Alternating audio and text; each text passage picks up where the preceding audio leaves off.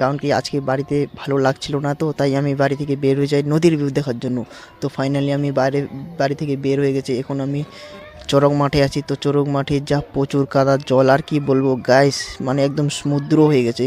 তো ফাইনালি সমুদ্র মানে এই ছোট জলটা আমি পার হয়ে চলে আসি ভালো রাস্তাতে। তো ভালো রাস্তাতে আসার পর আমি আরামসে যাচ্ছিলাম নদীর ভিউ দেখার জন্য। তো আপনারা তো জানোই গাইস, অনেক দিন পর আজকে আমি নদী যাচ্ছি। অনেক দিন পর নদী যাওয়ার পর যা লাগলো না, তার মধ্যে ছোট ভাইদের দেখা হলো, ওরা কি যেন করতেছিল। তো ফাইনালি আমি নদীর ভিউ দেখতেছিলাম, সেই লাগতেছিল। আর এখানে দুইটা দাদা যেন কি গল্প করতেছিল।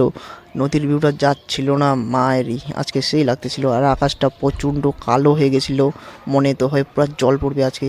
তো ভাইদেরকে আবার দেখা হয়ে গেল। তো আমি ওখান থেকে বের হয়ে যাই, জল পড়বে গাইস। তো ফাইনালি জলও শুরু হয়ে গেল। তো আমি ওখান থেকে 100 স্পিডে চলে আসলাম বাড়ি। আমার ব্লগ এখানটায় খতম গাইস।